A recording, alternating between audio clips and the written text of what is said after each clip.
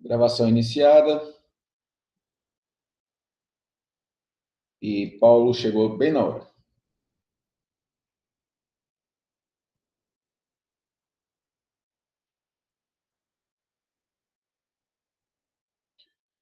Bem, agora formalmente, todo mundo na sala, nós passamos agora para a turma ter 6 pessoas. Eu vou modificar os trabalhos em função disso. Eu tenho preparado trabalho para 4, vou ajustar o trabalho para 6, mas vai ser disponibilizado para vocês por e-mail na quarta-feira.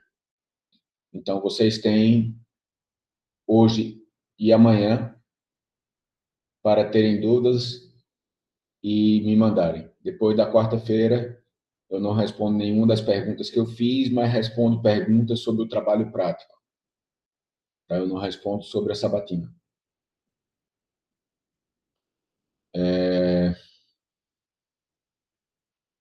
Que mais? Alguma dúvida? Alguém conseguiu dar uma olhadinha no material, ver se tem alguma dúvida? Lohana e Clayton, não, André, seria bom vocês darem uma olhadinha no sistema de avaliação, que eu mandei já o PDF, mas basicamente nós teremos 4 tipos de avaliação diferentes. Uma sabatina, que é um conjunto de perguntas, 5 perguntas tipicamente, que eu vou mandar para vocês pelo SIGA ou por e-mail. Cada um tem que responder as suas, mas não me incomodo que estudem conjuntamente, discutam conjuntamente, mas sua resposta. Tá? Essas sabatinas vão ser disponibilizadas na quarta-feira de meia-noite de terça para quarta, e entregues, se não me engano, eu coloquei na sexta-feira até a meia-noite de sexta para sábado. Por enquanto, essa semana somente, vocês vão me mandar por e-mail. Tá? Depois disso, vai ser através do SIGA, porque facilita o meu procedimento. Peço que mandem o anexo no formato Word e com o nome do trabalho e o seu nome. Tá? Não precisa ser seu nome completo, não tem ninguém com o mesmo primeiro nome, então pode ser Bruno Sabatina 1, tá? Suficiente. Mas para eu não ter 6 Sabatinas 1 e ter que me lembrar quem é quem. Tá? Isso facilita bastante minha vida. Eu disponibilizarei antes da aula da semana que vem, antes da aula seguinte, um PDF com todas as perguntas e respostas e comentários para cada um, mas sem o nome do santo. Ou seja, eu mostro o milagre, mas não mostro o santo. Cada um vai saber qual foi sua resposta e levar isso em consideração na sua avaliação, mas vai ter a oportunidade de aprender também com as perguntas, respostas e comentários dos demais. Tá? Eu não identifico quem é por uma questão de respeito à privacidade. Se vocês quiserem falar quem é durante a aula, também não tenho nada contra isso. Tá? Mas os meus comentários são individuais sobre o que escreveu, nunca sobre a pessoa que escreveu. Essa é a primeira. Isso aí vale 3 pontos. Tem um peso 3. Descarta a menor nota. Além desse, também com peso 3, também descartando a menor nota, cada assunto tem um conjunto de dados para vocês fazerem avaliação e transformarem em um Word com o procedimento da avaliação que foi feito, o resultado da avaliação e tabelas e figuras num formato científico padrão para aquele tipo de trabalho. Tá? Eu não estou interessado numa avaliação solos dos resultados, porque os resultados são, em grande parte, fictícios e nós temos áreas diferentes do conhecimento, então não poderia esperar o mesmo grau de profundidade de todos os alunos. Nós temos alunos de mestrado e doutorado. Naturalmente, os níveis seriam diferentes. Eu simplesmente quero que vocês avaliem a estatística, não o que a estatística significa em termos de ciência do solo. Peso 3, nota menor descartada, a média. Depois disso, no final do semestre, teremos duas provas. Uma prova teórica, mesmo estilo da sabatina, só que 20 e poucas questões. Tá? cada uma valendo meio ponto e podendo dar um total acima de 10. Nesse caso, não descarta nenhuma. E peso 4. E, finalmente, um trabalho teórico-prático. E o que diabos é um trabalho teórico-prático? Não são conjuntos de dados para você analisar, mas são dados já analisados, saídas do SAIS, e situações para vocês pensarem e dizerem como deveria ser analisado. Tá? Peso 4, também durante uma semana, certo? Os 2 trabalhos durante uma semana, fora isso, o mesmo esquema de sempre. A conexão do Lohana terminou de cair, mas, por enquanto, antes da gente começar, André, me fale um pouquinho de você. Melhor, nos fala um pouquinho de você. Boa tarde, me chamo André Vinícius, sou formado, sou aqui da casa do mestrado, fiz mestrado aqui em ciência de solo, e agora estou na área do doutorado, fazendo doutorado. Sou orientado pela professora Carolina Miranda Biondi. Certo. Tua formação de graduação? Graduação, fiz licenciatura em Geografia, professor. Ok, André. Eu sugiro, então você nunca viu nada parecido com estatística aplicada? Não, nunca. Porque não faz parte de geografia, ainda mais de licenciatura em geografia. Uhum. Você vai encontrar, se você entrar no meu YouTube, eu vou dar a mesma sugestão que eu dei para a Ariane, entrar no YouTube e ver minhas aulas da graduação nos períodos letivos especiais, aqui da Rural. Uhum. Tá? Porque vai ajudar você a entender melhor. A minha disciplina no mestrado e doutorado é bem semelhante à minha disciplina de graduação, mais aprofundada, lógico, e com mais assuntos, é evidente. Mas você vendo os vídeos da graduação, talvez ajude você a tirar algumas dúvidas. Fora isso, evidentemente, eu estou à disposição de todos, mas de vocês que não viram uma estatística aplicada, mais ainda. Tá? A gente pode marcar horários, conforme seja, presenciais ou à distância, para tirar alguma dúvida, repassar algum assunto, para vocês terem um embasamento sólido. Ok? Tá ótimo. Muito obrigado, professor. Boa tarde, pessoal. Professor, me chamo Lohana, sou agrônoma, formada pela Universidade Federal do Maranhão. Sou mestrada aqui pelo programa também, estou agora no doutorado. E sou orientada da professora Carolina Biondi, trabalhando aí com manguezais. Certo. Você disse que fez a graduação em agronomia na Federal do Maranhão, não é isso? Ok. Então, você viu já na graduação uma disciplina de estatística aplicada. Certo? Sim, tive uma base. Toda graduação de agronomia tem uma estatística aplicada. A maioria tem 2 estatísticas, uma básica e uma aplicada. Então, você já vai ter embora o estilo normalmente seja diferente do que eu adoto, certo? Porque há uma ênfase muito grande, na maioria dos casos, na parte de fazer as contas, de usar o programa, e uma ênfase menor no por que raios eu estou fazendo isso, qual é a importância disso, qual é a consequência daquilo. E o meu foco maior é justamente nos porquês e consequências, mas isso já vai te dar uma base, pelo menos, para entender o que eu estou falando. Tá? Para vocês dois, a aula passada a gente falou daquela parte bem inicial do curso, do que são medidas de tendência central, o que são medidas de variação, quais são os princípios experimentais, o que é uma amostra, o que é uma população, mas está gravado, vocês podem ter acesso facilmente. Tá disponível. Eu botei o link já no grupo depois que vocês entrarem. Ok, gente? Alguma dúvida? Quem viu uma... que foi, Lohana? Não, só falei tá certo. Certo.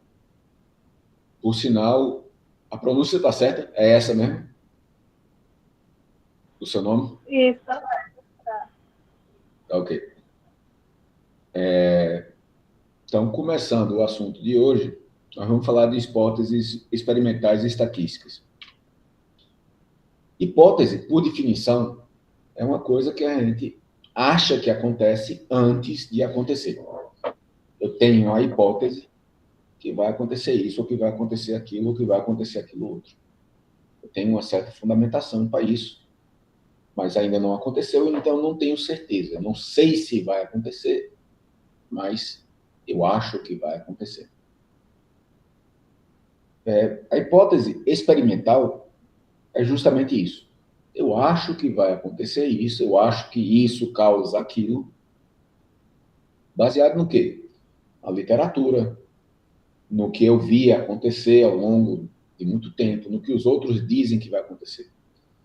Então, nós sabemos que solos tropicais, de um modo geral, são deficientes em fósforo. Esse é um conhecimento que nós temos da literatura científica. Se eles são deficientes em fósforo e nós estamos trabalhando com uma cultura que exige muito fósforo, nós podemos formular a hipótese experimental que adicionar fósforo deverá ajudar a produtividade da cultura. Certo? Nós temos uma fundamentação na literatura de dois lados, que os nossos solos são pobres em fósforo e que essa cultura exige muito fósforo. Então, chegamos à conclusão lógica de que colocar fósforo vai melhorar a produtividade da cultura. Isso é uma conclusão de lógica. Aí nós vamos ver se essa conclusão de lógica é verdade ou não. Como? Desenhando um procedimento experimental ou, para quem vai trabalhar com áreas não experimentais, como é o caso, provavelmente, tanto de Lohana quanto de André. E talvez de Paulo também. É um procedimento amostral que permita identificar se isso acontece. A hipótese experimental, por definição, não é uma hipótese matemática. Você formula ela como eu formulei agora, em termos de texto, em termos de um texto lógico. E texto não é testável. Você não pode testar um texto. Então, em função disso, existem as hipóteses estatísticas, que é a formulação matemática da hipótese experimental. A gente pega a hipótese experimental e divide em duas partes. Uma H0, hipótese nula, certo? E uma alternativa, HA ou H1. Tá ok até aqui? Sim, professor. Todo mundo está com a câmera desligada, então, se não tiver ok, digam que não está ok para poder repassar. Só quem está com a câmera ligada é Elson, então dá para ver o aceno com a cabeça. O resto da turma, as câmeras estão desligadas e eu entendo a câmera desligada. Não estou pedindo que liguem a câmera, não, é a decisão de vocês. Mas, se não tiver ok, falem. Tá? Podem interromper com a voz mesmo para garantir que eu escuto. Da mesma forma como seria na sala de aula. Melhor, não levantem a mão, como a gente faz na sala de aula, se a câmera estiver desligada. Porque eu não vou ver a sua mão levantada com a câmera desligada. Tá? Essas duas partes são intrinsecamente contrárias uma à outra. E formuladas de forma tal, escritas, descritas, definidas de forma tal que, se eu aceito uma, não tem como rejeitar a outra. Certo? Melhor, eu necessariamente rejeito a outra. Eu não posso aceitar as duas, nem não aceitar nenhuma das duas. Da forma como elas são construídas, aceita uma, rejeita a outra. Não tem como aceitar, ou rejeitar, rejeitar. Tá? Tem que ser aceita uma, rejeita a outra. E o que nós testamos é H0. H0 é o contrário do que a gente esperava. Ou seja, se eu achava que o fósforo, adicionar fósforo, aumentaria a produtividade, o H0 é fósforo não faz diferença. Todos os níveis de fósforo têm o mesmo comportamento. Certo? Ou seja, não há um efeito confiável do tratamento. Pode até ter um efeito, mas a gente não consegue separar esse efeito da variação natural do acaso. A gente tenta negar H0. Porque se eu nego H0, está definitivo. Neguei H0. Não tem como ser H0. Existe algum efeito. Neguei H0. Isso é definitivo. Mas se eu aceitasse, fizesse um teste para aceitar a alternativa, talvez com outros níveis do P, aquela alternativa não fosse verdadeira. Tá? Então, a gente constrói o teste, todos os testes matemáticos, estatísticos, são construídos avaliando H0, para ver se H0 é verdade ou não. Se eu rejeito H0, se eu nego H0, evidentemente, pela formulação dos testes, das hipóteses, eu tenho que aceitar H1. Então, neguei H0, aceitei H1.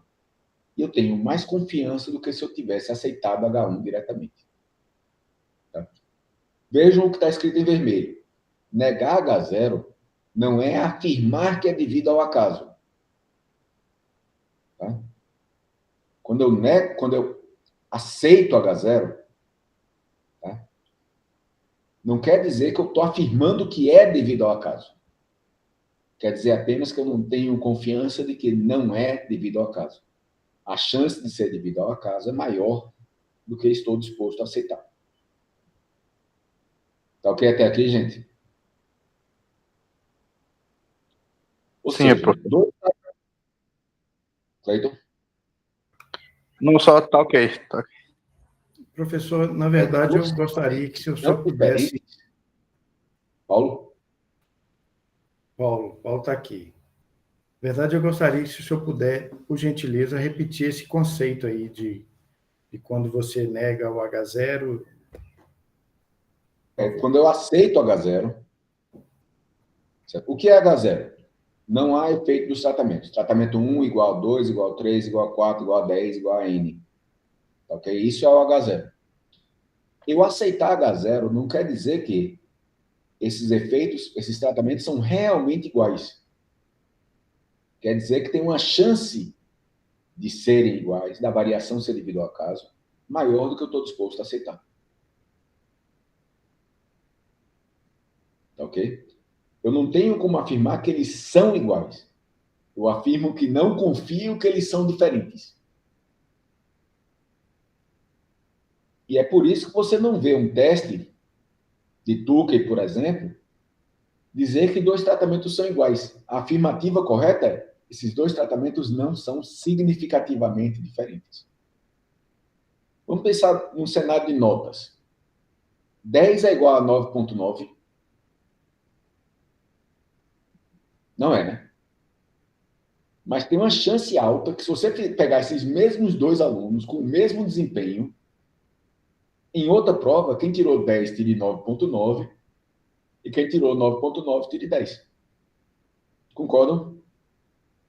Ou seja, é uma diferença. Embora 10 não seja igual a 9,9, esse ponto 1 pode ser a diferença num concurso, por exemplo.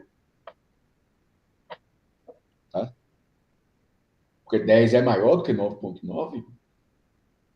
Mas a variação do acaso explicaria facilmente a diferença entre 10 e 9,9. Tá? Então, o que a gente está afirmando, o que a gente está pensando na realidade é: essa variação entre os tratamentos poderia ser explicada pelo acaso?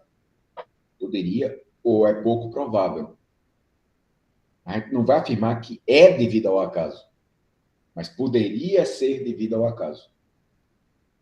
E, por garantia, a gente só vai dizer que não é devido ao acaso se for uma chance pequena, o nível de significância, aquele famoso 5% de sempre, 10% para quem trabalha com biologia do solo frequentemente, com variáveis mais variáveis. Tá? Que é uma chance pequena, uma chance menor do que 5% de ser devido ao acaso, a gente considera que é uma chance tão pequena que a gente vai desconsiderar que é devido ao acaso. Clareou, Paulo? Sim, professor. Eu entendi, obrigado. Nada. E se H0 é que os tratamentos... A gente esperava, pela nossa hipótese experimental, que os tratamentos fossem ter um efeito. Correto? O H0 é o contrário. Então, significa que não há efeito dos tratamentos. Se H0 e HA são escritas de forma tal que, se um é verdade e o outro é necessariamente falsa, o HA ou H1, a hipótese alternativa, é que pelo menos um tratamento é diferente de algum outro tratamento. Não quer dizer que todos os tratamentos são diferentes entre si, mas tem alguém que é diferente de alguém. Tá ok até aqui? Como é que nós avaliamos? Nós avaliamos com base nos resultados do experimento, nos resultados da amostragem. Ou seja, com base na amostra que nós trabalhamos, seja uma amostra experimental, seja uma amostra amostral, mas não na população real, porque nós não temos acesso à população real, nós só temos acesso a uma amostra da população. Tá? E, evidentemente, a gente só pode tomar essas decisões depois que fez o experimento. Quando a gente está com os dados na mão. A gente não tem o dado antes do experimento, a gente só tem o dado depois do experimento. Ou, para quem vai para o lado amostral, só tem os dados depois das amostras coletadas. Que é o caso, provavelmente, de André, Lohana e Paulo, que são de Clístenes e Carol. Então, provavelmente, áreas amostrais, pela natureza do trabalho dos dois. Nós podemos, avaliando a hipótese nula, nós só avaliamos a hipótese nula. Tá? Nunca avaliamos a alternativa, avaliamos a hipótese nula, tomamos uma decisão com relação à hipótese nula. Nós podemos aceitar a nula. Nesse caso, nós dizemos que a diferença aparente entre os tratamentos é considerada como devido ao acaso. Considerada. Tá? Não quer dizer, é uma diferença não significativa. Não quer dizer que é devido ao acaso. Veja que eu coloquei maiúsculo, negrito e vermelho, tá? Considerar não quer dizer que é. Apenas que é uma chance maior do que a gente está disposto a aceitar. Tá? Se nós rejeitarmos a nula, nós aceitamos a alternativa. Ou seja, dizemos que existe uma diferença significativa entre os tratamentos. Ou seja, é pouco provável que a diferença entre os tratamentos seja devida ao acaso. Veja que pouco provável não quer dizer que não é devido ao acaso. Pode ser até que o acaso explique. Tá? Pelo acaso, alguém ganha na Mega Sena. Isso é uma obra do acaso. Eu jogo na Mega Sena torcendo por esse acaso. Tá? Embora seja um acaso muito, muito improvável. Mas pelo menos eu tenho aquele sonho. O que é que eu faria se ganhasse esse dinheiro? Tá? Uma coisa que eu não faria antes que vocês comemorem se livrar de mim como professor é parar de ensinar. Tá? Então, embora agradeça se vocês torcerem pela Mega Sena para mim, não adianta torcer para se livrar de mim. Nós consideramos que é uma chance pequena de ser devido ao acaso. Agora, veja aqui um ponto importante. Uma diferença significativa em estatística não é a mesma coisa de uma diferença significativa em português. Em português e em inglês, significativo significa uma coisa grande. Tá? Não é necessariamente o caso. São duas coisas completamente separadas. Você pode ter diferenças significativas sem a menor importância biológica, química, agronômica. E pode ter diferenças química, biologicamente, agronomicamente importantes, mas que não são significativas. Por exemplo, uma diferença de pH entre 7 e 6,95. Tá? Tem alguma importância biológica ou agronômica? pH do solo de 6,95 para 7? Acho que não, professor. Nenhuma. Os elementos vão reagir da mesma forma, tudo vai continuar, pequenas modificações, mas nada que a gente consiga. Não, isso aqui foi em função da queda de pH de 7 para 6,95. Não vai. Mas pode ser significativo. num experimento muito limpo, com muito pouca variação do acaso, talvez você consiga diferenciar uma mudança no pH do solo de 7 para 6,95. Tá? Por outro lado, para o pessoal da cana, só para puxar, se eu mudar a produtividade da cana na zona da mata de Pernambuco em 10 toneladas por hectare, é uma diferença agronomicamente importante? Sim, professor. Muito importante. Tá? Mas talvez não seja estatisticamente significativa. Se você tiver um experimento com muita variação do acaso, ou muito pequeno, com pouco poder estatístico, talvez você não consiga ver uma significância num efeito desse tamanho. Tá? Então, você tanto pode ter diferenças sem a menor importância real, agronômica, química, biológica, física, econômica, qual que você está trabalhando, que são significativas, quando você pode ter diferenças muito importantes que não são significativas. Jesus não tem nada a ver com cuscuz, exceto o us no final. Ok? Um outro ponto daí. Em um texto científico, nunca use a palavra significativa, ou significativo, ou significativamente, com um contexto de grande ou pequeno. É uma palavra reservada. Se você coloca uma diferença significativa, todo mundo que está lendo vai pensar que foi feito um teste de significância, um teste estatístico, e encontrou que tem uma chance menor do que o nível de significância de ser devido ao acaso. Tá? Quer falar de uma diferença grande, pequena, importante, não importante, usa qualquer outra palavra, mas não significativo para isso. Ok? Ok, professor. Se você toma decisões com base na amostra, você pode tomar a decisão errada.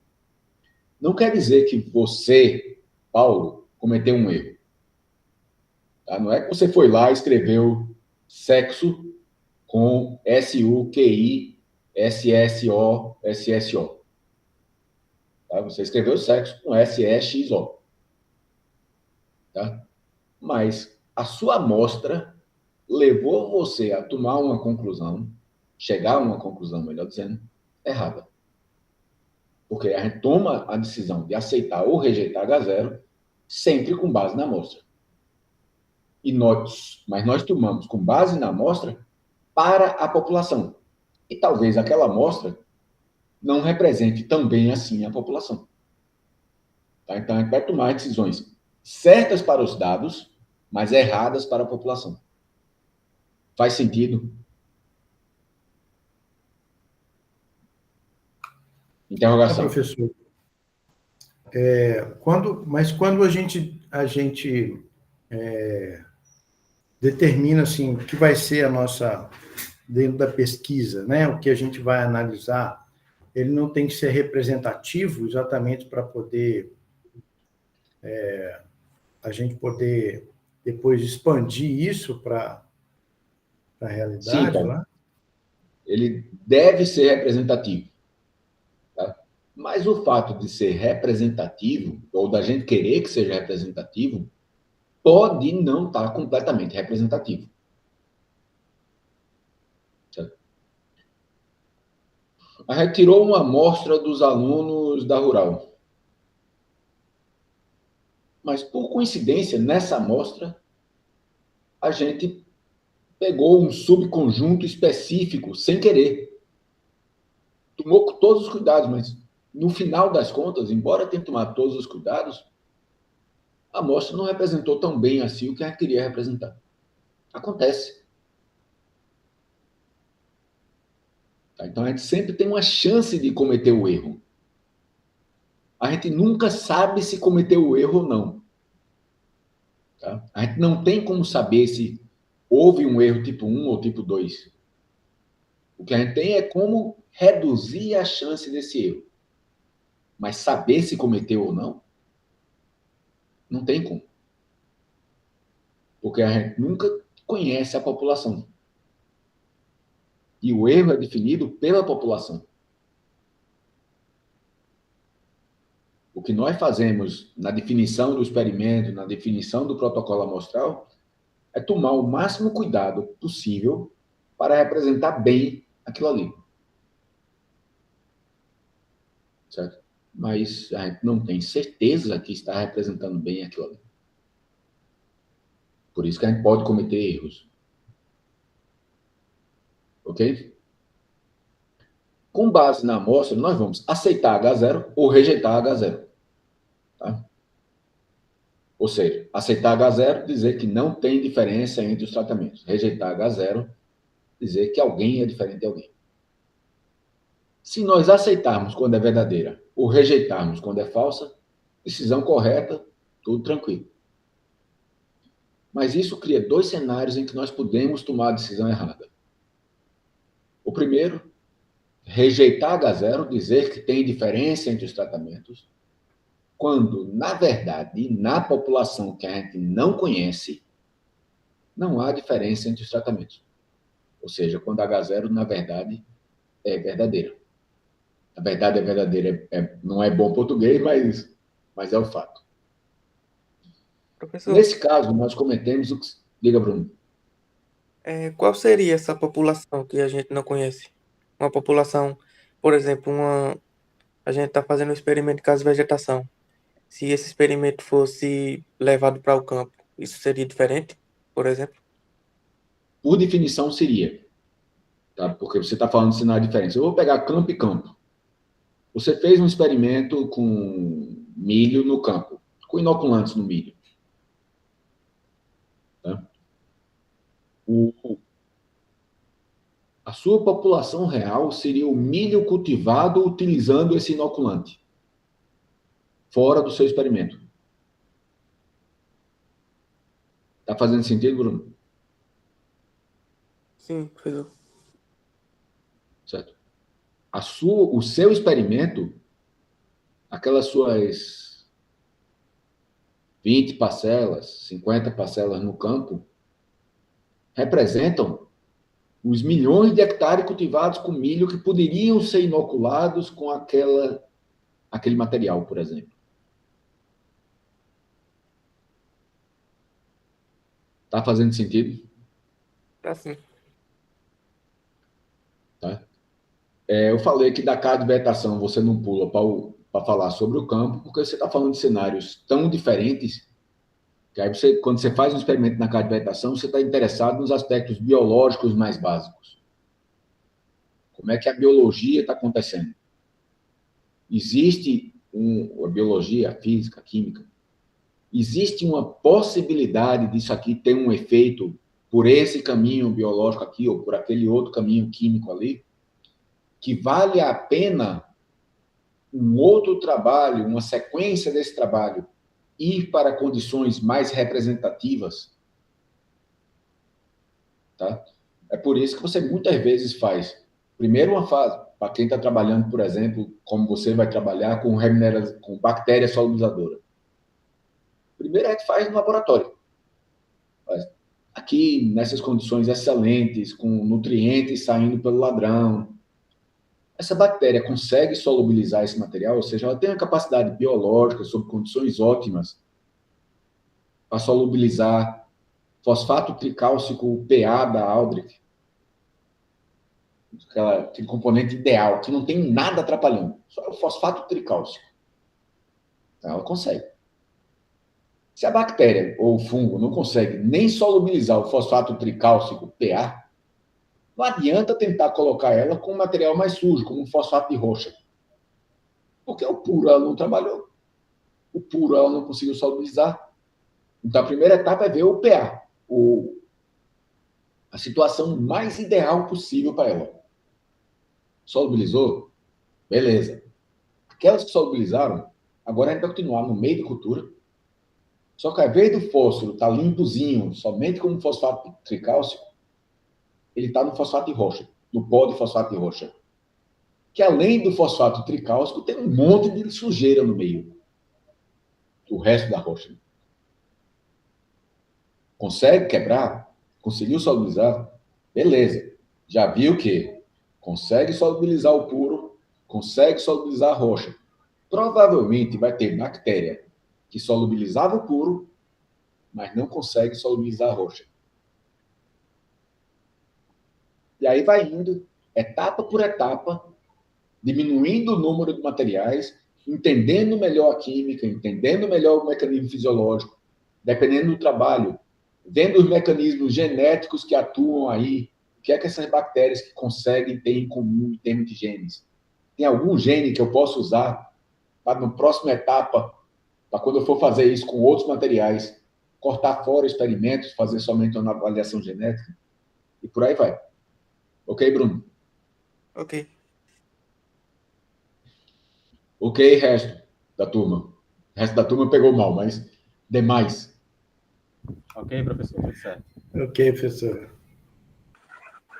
Então, a gente estava falando de... Certo. Bem, se nós aceitarmos quando está correta, rejeitarmos quando está correta, tomamos a decisão certa. Se rejeitarmos quando, na verdade, a H0 é verdadeira, cometemos o erro tipo 1. Essencialmente dizer que tem efeito quando o acaso explicaria. Tá? Esse é o erro que a gente tipicamente tenta controlar. Evitar que aconteça. Esse é o erro que aparece aquele famoso 5%. Aquele famoso nível de significância. Tá?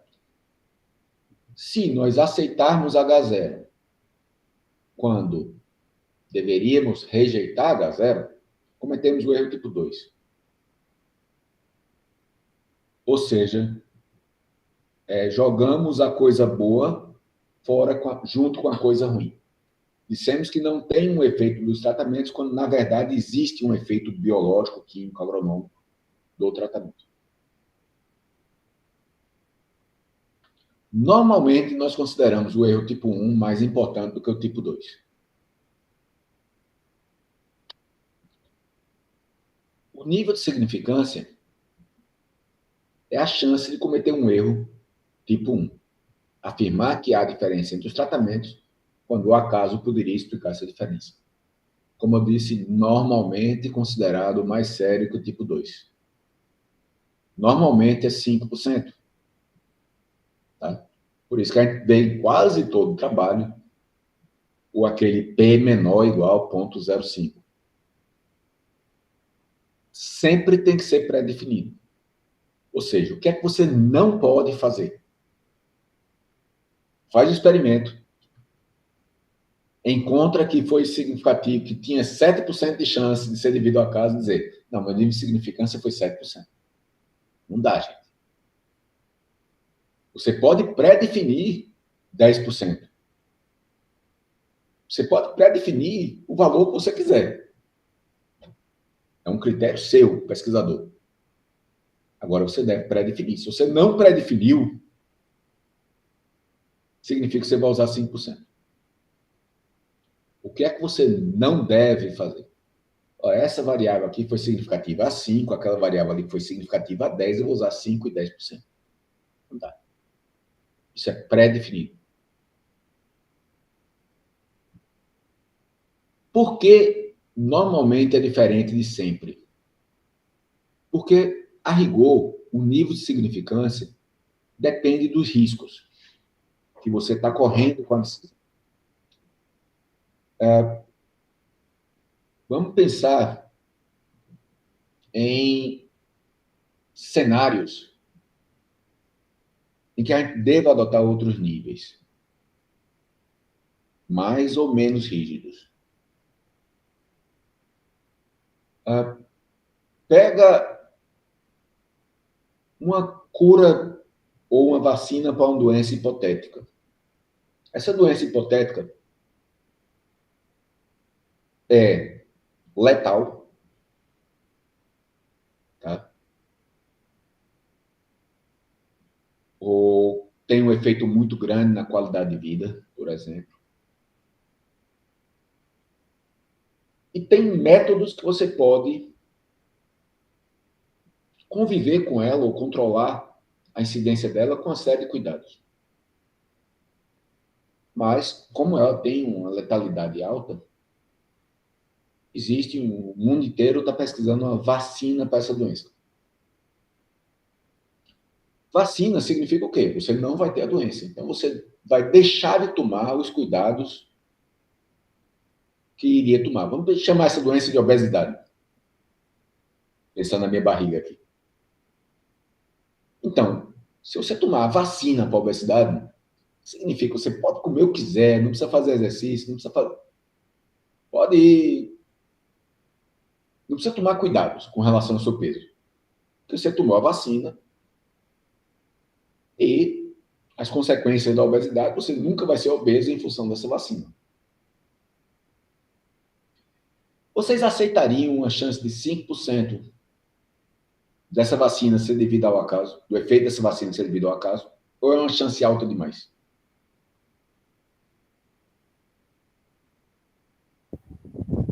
Professor, para mim seria alto ainda. Porque eu estaria colocando a minha saúde em risco em prol de 5%. Exatamente isso. Você estaria deixando de tomar as medidas necessárias para evitar a obesidade com base na vacina, que tem ainda uma chance relativamente alta de ser devido ao acaso. Você iria precisar de um nível muito mais rígido para uma coisa tão séria quanto as consequências mundiais da obesidade ser colocada na conta de uma vacina, já que existem coisas que a gente pode fazer hoje para controlar ela. Não são fáceis. Eu digo isso aí de primeira mão. Mas existem coisas que a gente pode fazer. Correto? Então, para a vacina, eu precisaria de uma segurança enorme. Tá? Agora, vamos pensar em outra coisa. Uma cura de baixíssimo risco. Esses remédios que estão acontecendo no mercado, os Ozempics da vida. A pessoa já é obesa, já não está conseguindo controlar o peso, já está começando a ter diabetes tipo 2, está começando a ter problema cardíaco, está começando a ter problema de movimento, já está com um cenário de obesidade alta, com as consequências de saúde da obesidade alta. Tá? Aparece uma classe de medicamentos que até agora tem efeitos colaterais muito pequenos, chances muito baixas de problema, já com estudos de um número razoável de anos, e com efeito muito substancial. Você aceitaria uma chance de, para você tomar o remédio e não ter efeito maior do que 5%? Aceitaria se tivesse, por exemplo, olha, 10% das pessoas não têm efeito com esse remédio. Tá? Por uma série de razões. A obesidade daquela pessoa não responde ao Ozempic. Ou tem problemas de enjoo, etc. Você acha que o risco de 10%, 2 vezes maior do que 5%, estaria aceitável?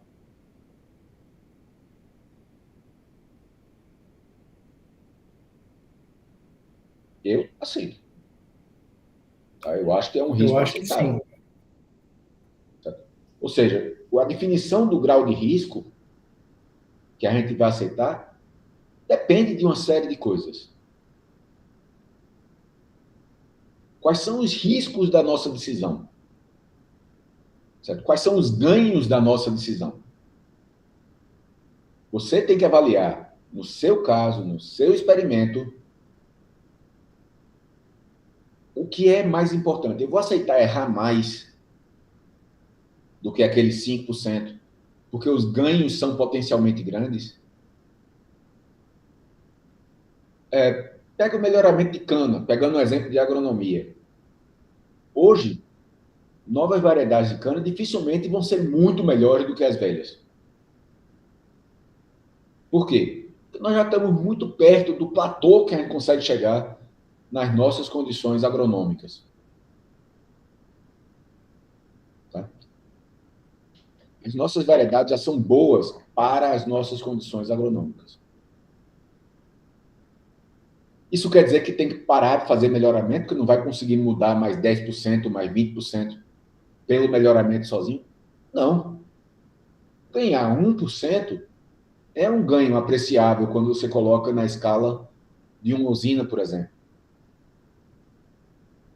Certo? O risco de trocar de variedade é pequeno. O custo de uma variedade é mais ou menos igual ao custo da outra variedade. Certo? E a avaliação de doenças, resistência à seca, etc., de uma variedade já vai eliminar aquelas fracas antes. Quem chega naquelas fases finais já é um material pelo menos tão bom quanto o que já está lá. E aí tenta ver se tem ganhos pequenos. Porque de ganho pequeno tem um ganho grande. De grão em grão, a galinha enche o papo. Faz sentido, gente? Faz sim, professor. Faz sentido sim, professor, concordo. E lembrando, de novo, que significância e importância são coisas diferentes. Eu posso ter diferenças significativas sem a menor importância naquele critério que a gente quer, e posso ter diferenças importantes que não são significativas. Jesus e cuscuz não tem nada a ver um com o outro. Ok?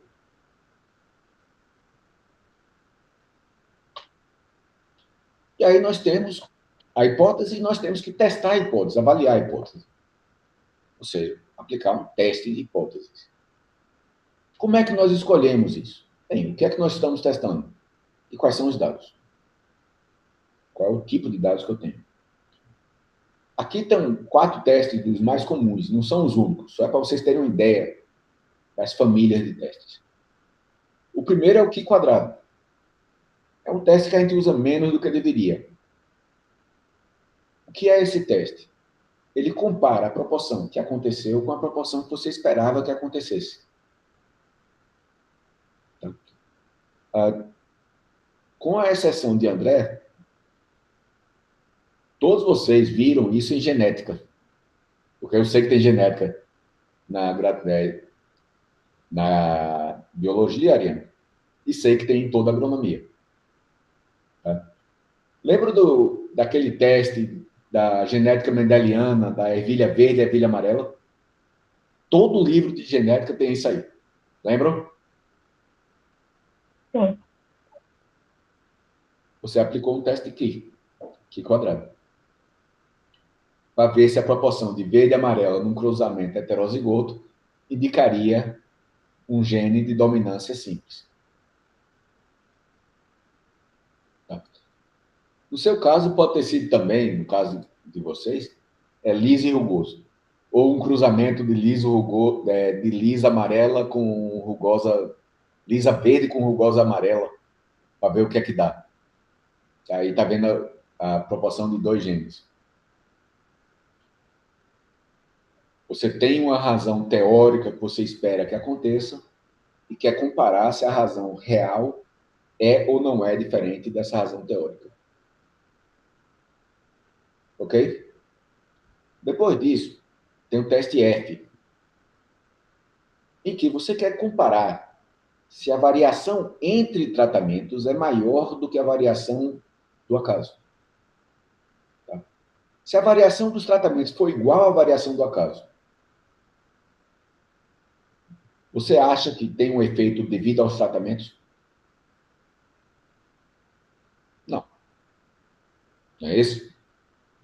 Se a variação entre os tratamentos for menor do que a variação do acaso, aí é que não tem mesmo. Se a variação entre os tratamentos for 1000 vezes maior do que a do acaso, alguém tem dúvida que tem um efeito de tratamento? Não, né? Está óbvio que os tratamentos estão causando variação.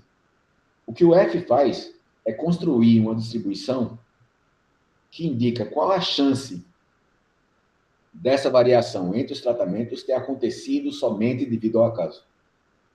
E aí te diz, Olha, um F desse tamanho, que você calculou, com esses graus de liberdade, vai acontecer X% das vezes devido ao acaso.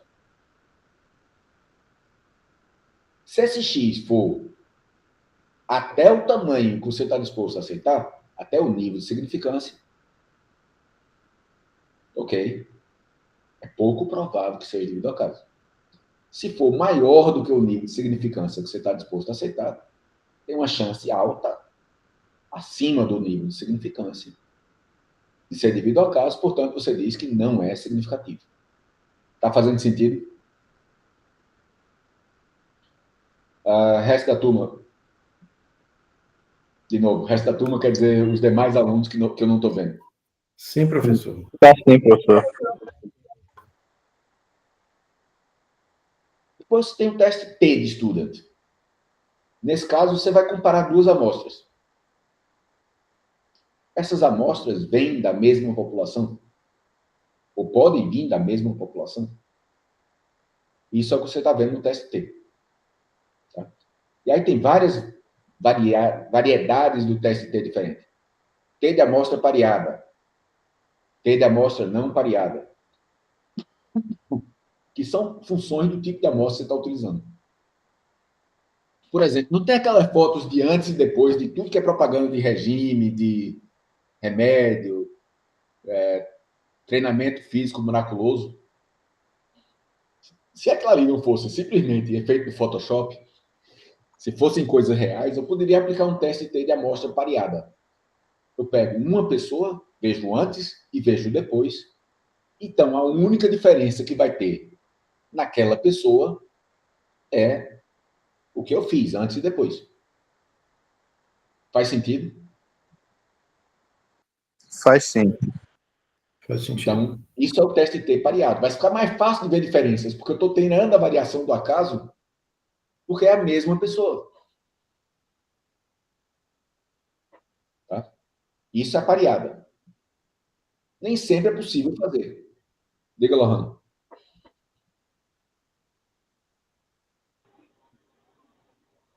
Professor, eu poderia aplicar o teste T em um exemplo. Eu tenho três pontos, e aí eu comparo o primeiro ponto com o segundo, depois eu rodo de novo e faço o primeiro ponto com o terceiro, por exemplo. Olha, nenhum teste estatístico é feito para pontos individuais.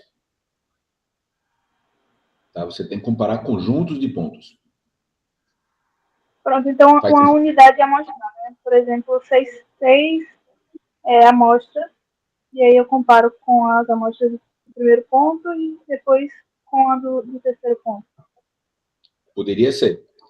Certo? Eu tenho 12 dados, 6 de um ponto, 6 do outro. Eu poderia comparar esses 12 pontos para ver se a diferença é devida aos pontos ou a diferença é devida ao acaso. Tá? E aí tem. Esses pontos podem ser pareados ou não pareados. Por exemplo, eu posso comparar camada 0,10 com a camada 10,20 de um mesmo ponto. Eu vou lá, coleto 100 amostras de solo, 0,10, e essas mesmas 100 amostras de solo, 10,20. A única diferença nesses 100 pontos é 0,10, 10,20. Então, eu posso aplicar um teste T de amostra pareada para eles. Faz sentido? Sim, sim. Ou pode ser o que se chama de amostra não pareada. Eu tiro 0,10 em um canto e 10,20 em outro. Por que é que eu faria isso? Não me pergunte. Tá? Mas poderia ser.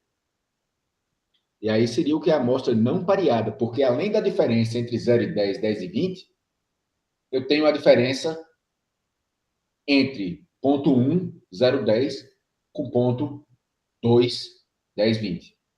Lohane, você levantou a mão de novo ou ainda é a mesma? Não, ainda é a mesma. Certo. Vou tirar aqui só para poder... Não, certo, tirou. Tá ok, Lohane?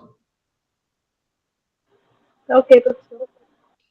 Isso também pode ser, por exemplo, eu ir no campo, em 50 propriedades, e olhar 2 áreas vizinhas. Uma de mata nativa, uma de vegetação nativa, e uma vizinha dela com uma pastagem. E aí eu posso admitir que a diferença é somente como elas são áreas vizinhas. Solo vai ser o mesmo, ou pelo menos a gente espera que seja o mesmo. Chuva, temperatura, etc. são as mesmas. A diferença é uma foi transformada em pastagem, a outra não foi. E aí seria também um T de amostra pareada. Tá?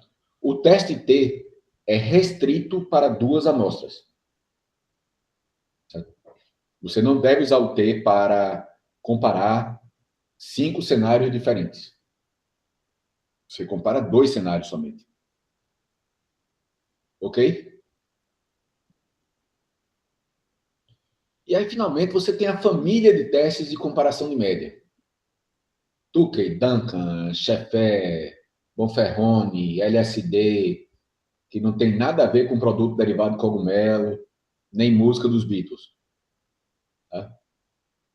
Least significant difference, diferença mínima significativa. São testes que você vai comparar conjuntos de tratamentos. Como assim? Bem, você viu o F, e ele diz que tem uma variação entre tratamentos maior do que o acaso explicaria. Correto? Se eu tenho 2 tratamentos, a diferença é maior do que o acaso explicaria, maior é maior, menor é menor. Não tem dúvida. E se eu tenho 3 tratamentos? Podem ser os 3 diferentes, correto? Mas também pode ser o maior diferente dos outros 2,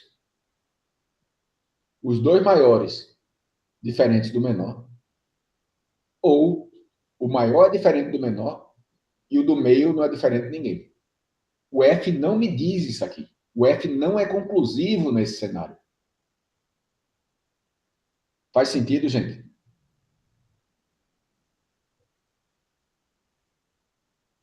Porque o F diz que tem alguém diferente, não quem. Com 2 tratamentos, o F é conclusivo. Chegou no F, pode parar por aí. Com 3 ou mais, não é. Aí é que entram os testes de comparação de média. O teste vai, todos eles mais ou menos pelo mesmo caminho, vai comparar a média de 2 tratamentos. Como é que esses testes trabalham, no geral? Eles vão calcular um número que cada um vai chamar de uma forma diferente e vai utilizar uma lógica matemática diferente para chegar nesse número. Tá? Por isso que os testes são diferentes.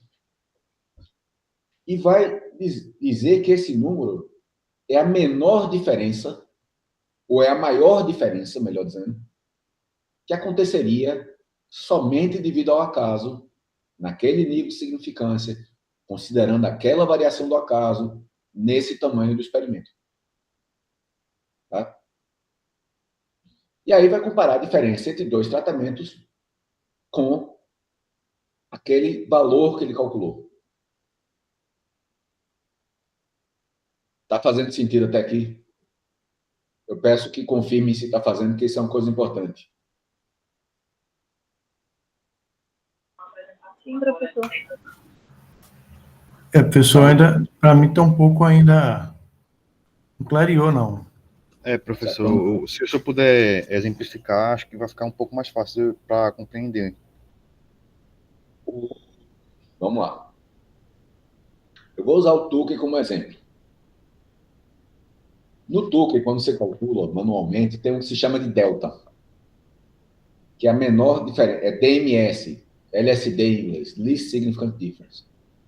É a menor diferença entre 2 tratamentos que você considera que não é devido ao acaso, que é a menor diferença significativa entre 2 tratamentos. Como é que ele chega lá? O cara, Tukey, que não tem nada a ver com o peru, é o nome dele, pensou da cabeça dele uma distribuição do acaso baseada na distribuição normal e definiu, em função disso, o que chama, no caso do TUC, que é a diferença mínima estudentizada. E aí multiplica pela variação do acaso, pelo tamanho do experimento, papapi, papapá, chega no delta. Esse delta é a menor diferença entre dois tratamentos, ou melhor, é a maior diferença entre dois tratamentos que vai acontecer somente devido ao acaso naquele nível de significância. Tá ok até aqui, André? Paulo? Sim, professor. André? Tá sim, professor.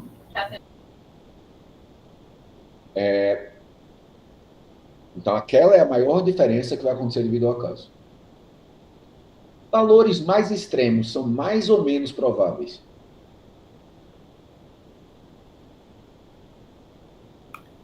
Menos prováveis, eu acho. Menos prováveis. Quanto mais extremo, menos provável é. Se a maior diferença, eu calculei lá, a maior diferença é 5, só para facilitar a minha vida. E você encontrou uma diferença entre dois tratamentos de 6. É mais ou menos provável de acontecer o 6 devido ao acaso do que o 5.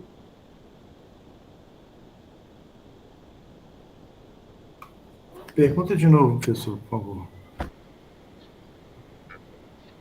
Calculou o delta, 5. Ok? Ou seja, 5, a diferença de 5 acontece somente devido ao acaso 5% das vezes, usando a significância padrão. Ok até aqui? Ok. André? Estou pegando os dois, porque foram os dois que disseram que não Sim, estavam muito claros. tá. Estamos indo, professor. Você comparou o tratamento 1 com 2, e a diferença foi 6. Tá? Você tinha calculado o delta de 5, e a diferença entre tratamentos 1 e 2 foi 6. O que é que você acha que essa diferença é? Mais ou menos provável do que 5% de acontecer somente devido ao acaso?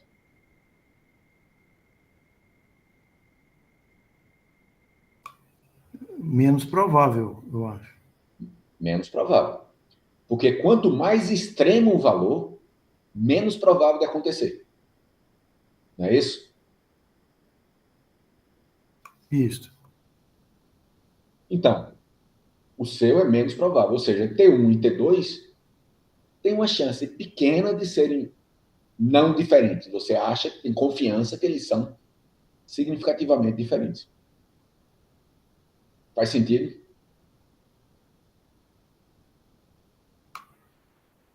Faz sentido, professor. André? Professor, admito que eu acabei perdendo o fio da meada aqui. Eu não consegui entender muito bem, não. Pois não. T1 e T2, tá? Ok, André? Certo? A diferença entre T1 e T2, média de T1 menos média de T2, é 6. Uhum.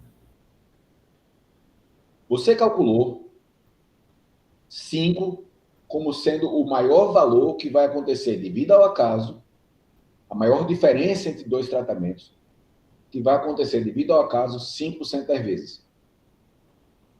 Ok até aqui? Certo. Tá. A diferença entre T1 e T2 é maior ou menor do que 5? Nesse caso, T1 deu 6 e A diferença não. entre T1 e T2 foi 6. Isso. Então, é maior ou menor do que o 5? Maior. Então, é mais ou menos provável de acontecer devido ao acaso do que o 5 é. Pronto. Aí a parte que, nesse caso, já começa a me confundir um pouco. Por Certo, quê? então vamos lá. Deixa eu dar 2 passos para trás. Quando a gente começou a aula, você estava com a câmera ligada, não foi? Foi sim. Pelo prédio, eu vi que você está na rural. Aham. Não é isso? No laboratório, provavelmente, porque está com aquela famosa paredinha da gente de tijolo aparente. Isso. Se você abrir a porta e olhar para o lado de fora, é mais provável encontrar uma pessoa de 1,70 m ou de 1,80 m? Clístenes e Carol fora disso, tá? Não vale contar com os dois. Ok, 1,70 m. 1,80 m ou 1,90 m? 1,80 Eu vi. Quanto mais extremo o valor, menos provável de acontecer devido ao acaso. Ok. Concorda? Uhum. E assim, Se você encontrar um casal em solos, os dois acima de 1,80 m, você sabe, sem olhar, que são Carol e Clístenes. Entendi, professor. Ok, faz sentido. Agora tá encaixando. Certo? Então, você encontrou uma diferença de 6 entre os dois tratamentos. E já calculou, já sabe que o maior valor que vai acontecer 5% das vezes é 5. Você calculou o delta. Pela regra que o cara criou. Então, essa diferença de 6 é mais ou menos provável que o 5? Menos provável que aconteça. Menos provável que aconteça devido ao acaso. Uhum. Correto? Certo. E se é menos provável de ser devido ao acaso, é mais provável que seja devido ao quê? pronto, exatamente. Nesse caso, ao tratamento. Então, você tem confiança que aqueles tratamentos realmente são diferentes. Pronto, Confere? professor. Confere, entendi. Muito obrigado. E agora, T2 e T3. A diferença entre T2 e T3 foi 4. 4 é mais ou menos provável de acontecer devido ao acaso do que 5. Nesse caso, é mais provável. Então, você afirma que T2 e T3 não são significativamente diferentes. Uhum. Não quer dizer que eles sejam iguais. T2 foi 4 unidades maior do que T3. Mas você não tem confiança que isso não aconteça somente devido ao acaso, porque pode acontecer devido ao acaso mais do que 5% das vezes. Tranquilo? Tranquilo, professor. Ok, Todo mundo tranquilo? certo. Sim. Então, seguindo em frente, depois eu vou voltar para os testes de comparação de média, vamos para o UF primeiro.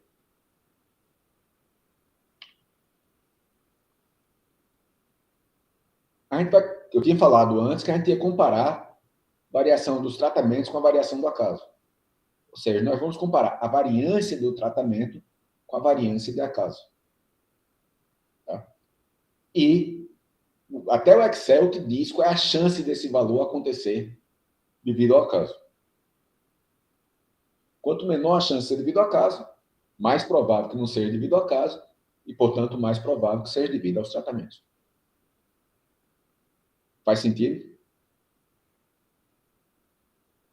Faz sentido, professor. A mesma lógica. Quanto mais extremo o valor, menos provável de acontecer devido ao acaso.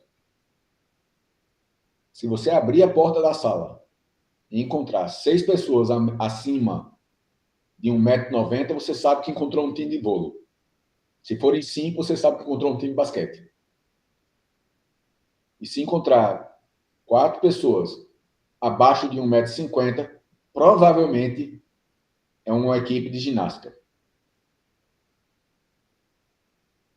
Tá? Ou você está num prédio que tem sala de aula de criança. Também pode ser isso.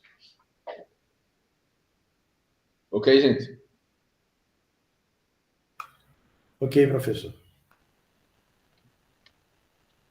O Tukey é o que a gente estava falando até ainda agora, né? Deixa eu ver aqui o próximo slide. Ele vai calcular a menor diferença, aquilo que a gente estava conversando. Só tem um ponto que eu não coloquei aqui que é importante. Nos testes de comparação de médias, Tukey, Duncan, etc., tem 2 grandes classes desse teste. 2 conjuntos desses testes. Que fazem parte da construção teórica do teste, como a pessoa criou o teste. O primeiro é o que se chama de experiment-wise. Ou seja, a chance de significância é diluída ao conjunto de todas as comparações. Os 5% é a chance de alguma comparação no conjunto de comparações acontecer devido ao acaso. Tá ok até aqui? Isso é o experiment-wise. Ok, gente? Ok, professor. O Tukey é o exemplo típico do experiment-wise. A outra família de testes é o comparison-wise. Ou seja, o teste garante os 5% para cada comparação individual. Não para o conjunto das comparações, mas para cada uma. Tá ok até aqui? O representante mais típico, mais comum desse tipo de teste é o teste de Duncan. Qual dos dois vocês acham, e aí eu vou querer que cada um responda, por favor, que vai ter uma maior chance de acontecer algum erro tipo 1, dizer que tem uma diferença quando não tem, no conjunto de um experimento com 50 tratamentos? Um comparison-wise ou experiment-wise? Um compaction. A segunda opção, professor, porque eu tenho 50 tratamentos, em cada comparação eu vou ter uma chance de erro, né? Exatamente isso, Wilson. Eu tenho 50 tratamentos que eu estou comparando, cada uma das comparações, e vão ser muitas comparações que eu tenho nisso aí, eu tenho 5% de chance de erro. Então, termina acumulando e tendo uma boa certeza que tem alguma comparação que ele diz que é diferente, que não é. Faz sentido, gente? Cleiton? Ariane? Cleiton? Ô, professor, o senhor pode explicar novamente, por favor, a diferença entre os dois? Pois não. Experiment-wise, família do Tukey. A chance de erro é para o conjunto das comparações. Comparison-wise, família do Duncan. Cada comparação individual tem aquela mesma chance de erro. Clareou a diferença entre os dois? Experiment, comparison, Tukey e Duncan. Entendi, professor, ficou claro. Onde é que você acha que vai cometer mais erros tipo 1, com um conjunto maior de tratamentos? Vamos dizer, 50 tratamentos. Na família do experiment ou na família do comparison?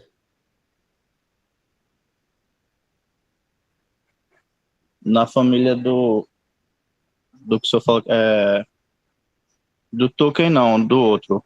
O nome, Duncan. Isso, Duncan. Esse daí. Porque como você tem em cada comparação aquela mesma chance, termina com a chance alta, cumulativa de acontecer alguma coisa. Faz sentido? Faz sim. Em compensação, onde é que você tem uma chance maior de cometer o erro tipo 2? No Tukey ou no Duncan?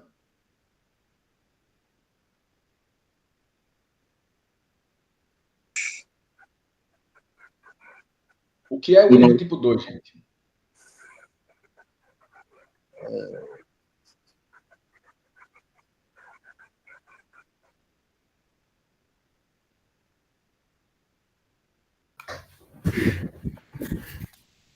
Tipo 2 é quando você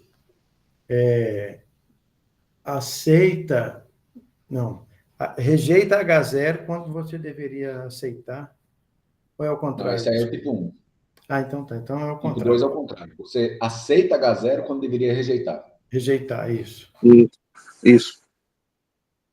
E é mais provável de acontecer num teste mais rígido para o tipo 1 ou menos rígido para o tipo 2, para o tipo 1.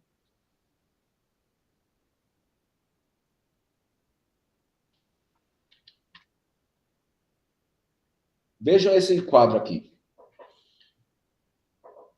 Se você reduz a chance do tipo 1, significa que você vai rejeitar menos vezes H0, concordam? A forma de reduzir a chance de cometer um erro tipo 1 é rejeitar menos H0. Faz sentido? Sim, faz sentido. Se eu rejeito menos H0, fica mais provável aceitar H0 quando eu não deveria ter aceitado. Não é isso? Porque se eu rejeito H0, se eu não rejeito H0, se eu reduzir a rejeição a H0, significa que eu aumentei a aceitação a H0. Não tem outra forma. Aí seria o Ou é tipo um 2. ou Se outro. você se equivocou, aí seria o tipo 2. Né? Aí aumenta a chance de cometer o erro tipo 2. Isso. É inevitável. Então, vocês vão ver, quando aplicar o teste de Tukey no SAIS, que ele diz que, ó, esse teste tem uma chance maior de cometer um erro tipo 2. É inevitável. A gente paga essa chance pela maior confiança de não cometer o tipo 1. A única forma de reduzir a chance dos dois ao mesmo tempo é melhorando o experimento. Controlando mais o acaso, aumentando o tamanho, o número de repetições, porque a gente aumenta a chance de tomar a decisão certa. Então, reduz simultaneamente a chance do erro tipo 1 e do tipo 2. Fora daí, reduziu a chance do tipo 1, aumenta o tipo 2.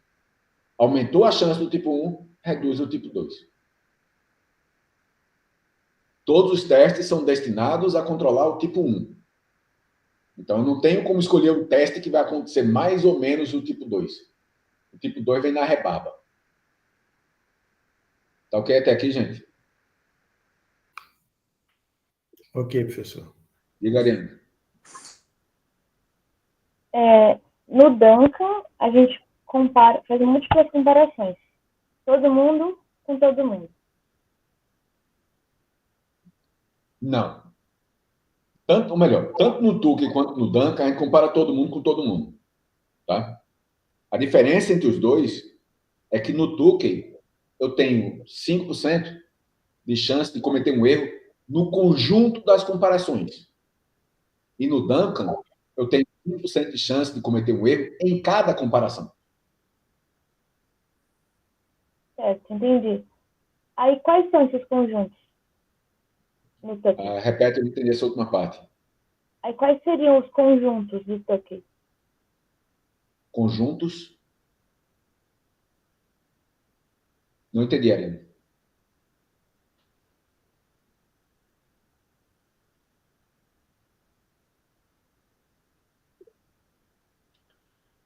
É esse conjunto que eu não estou entendendo. O que é que você quer dizer com esses conjuntos?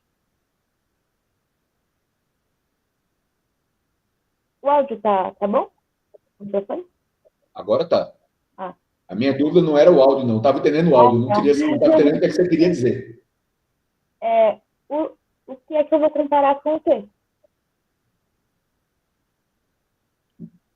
Deixa eu. Estou com uma dúvida de entender a sua pergunta, na verdade, Ariane. Mas deixa eu entender aqui. O conjunto que estou falando é o conjunto dos tratamentos. Tá? Se eu tenho aqueles 50 tratamentos que eu falei nesse experimento, eu vou ter a comparação, eu vou ter um monte de comparação, concorda? T1 com T2, T1 com T3, T2 com T4 e por aí vai. Sim. Tá ok? Uhum. No Tukey, eu tenho 5% de chance de acontecer um erro em qualquer uma dessas comparações, no conjunto das comparações. Ou seja, se eu tiver 50 tratamentos, eu vou ter 200 ou 300 comparações diferentes, potencialmente. Tá ok? Eu posso comparar o T1 com 50, eu posso comparar o T2 com outros 49, eu posso comparar eu comparo o T1 com outros 49, o T2 com outros 48. Ou seja, já foi quase 100 comparações entre T1 e T2. O T3 com outros 47. Tá entendendo a minha lógica? Entendi. Então, só pegando esses três, em 50, eu teria quase 150 comparações a fazer. Concorda? Sim. O Tukey, vai acontecer essa chance de 5% no conjunto de todas essas comparações. Todo mundo junto, eu tenho no máximo 5% de chance de cometer um erro tipo 1. No Duncan, cada uma dessas comparações tem 100% de chance de acontecer devido ao acaso. Ele distribui diferente. Tá ok até aqui? Certo, entendi. Então, cumulativamente, termina acontecendo uma chance maior de alguém ser diferente. Não ser diferente e encontrar a diferença.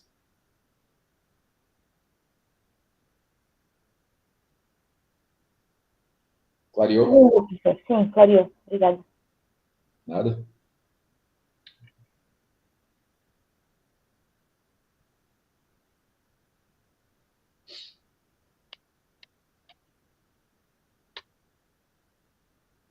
E agora tem o contraste ortogonal. E o que raio é o contraste ortogonal?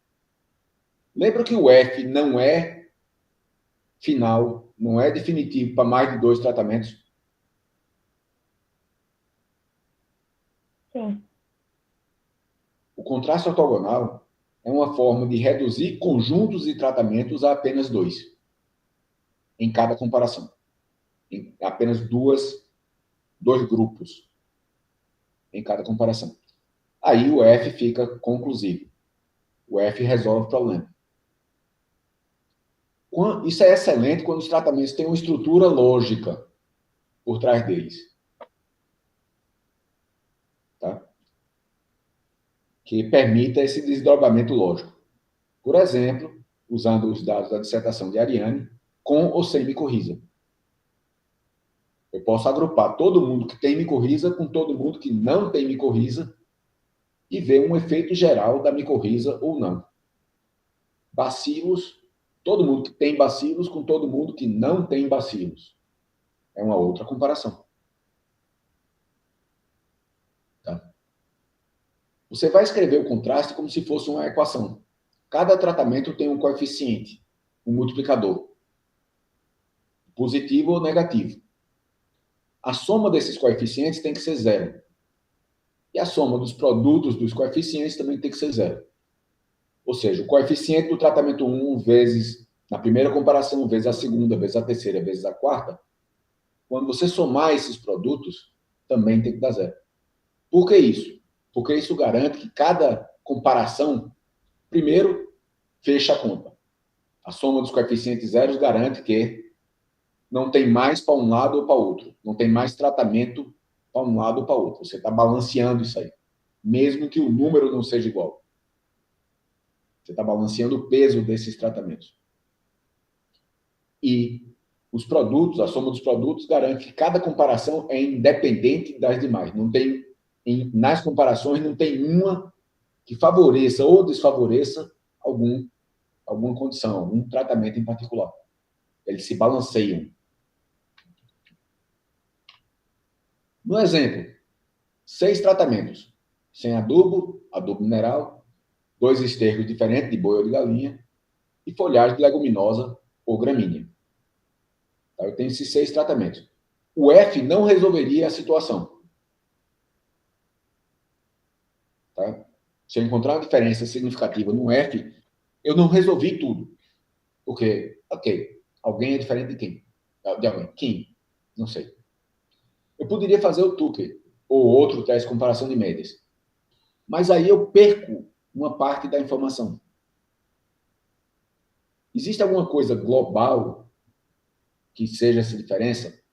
No Tucker, eu estou comparando T2 com T3, mas não sei dizer se é somente isso aí, se não tem alguma coisa mais por trás. O contraste ortogonal ajuda a entender isso quando os tratamentos permitem. Nesse caso, a primeira comparação pode ser não adubado contra adubado.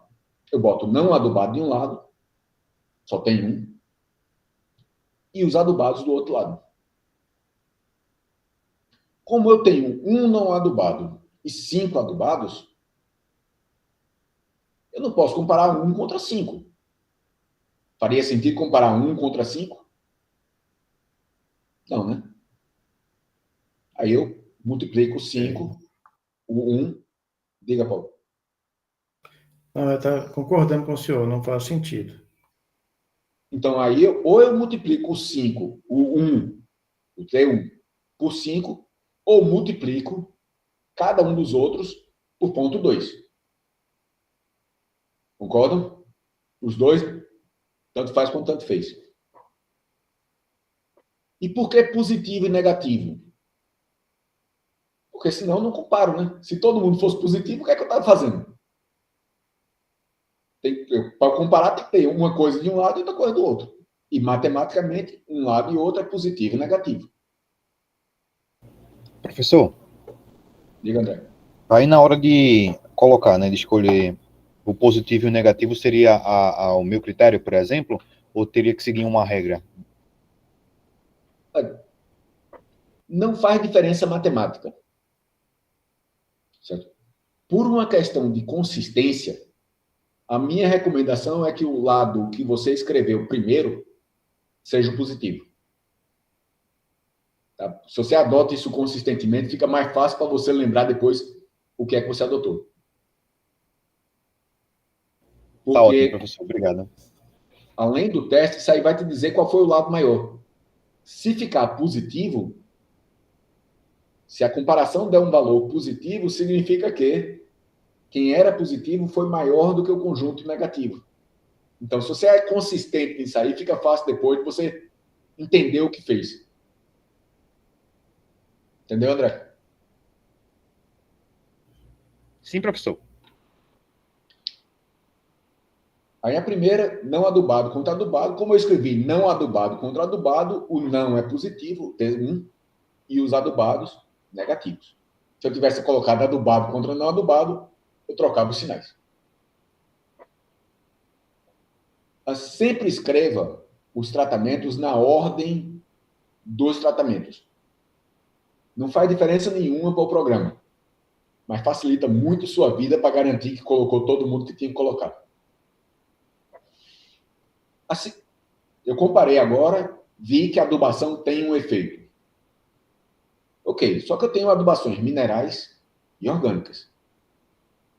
Será que a diferença é essa? Então eu coloco mineral de um lado e orgânica do outro. Vejam que o T1 foi 0 agora. Por que tem esse 0 no T1?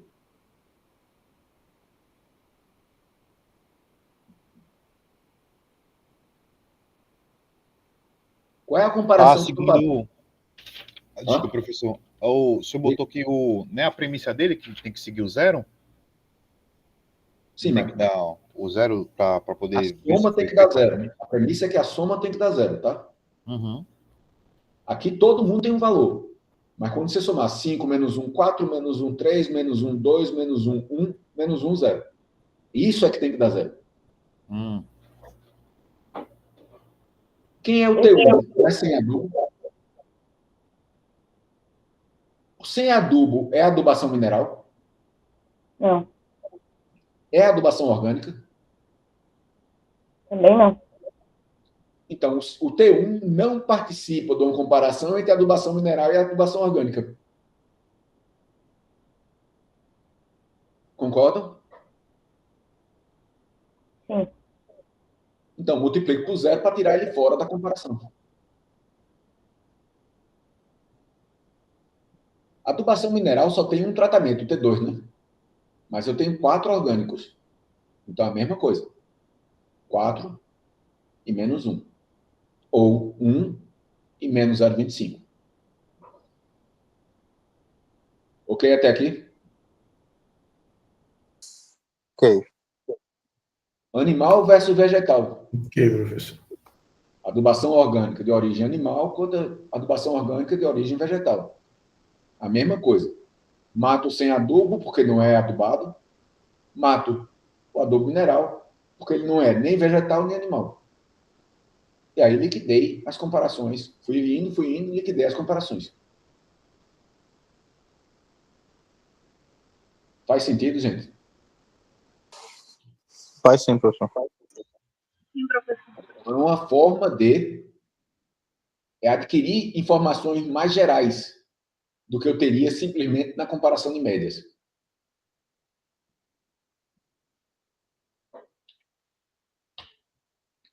E aí está a literatura desse assunto. Tá? A gente vai dar uma parada agora. Eu vou fechar a gravação. Todo mundo pode abastecer e desabastecer. E daqui mais 15 minutos a gente volta. Ok. Ok, professor.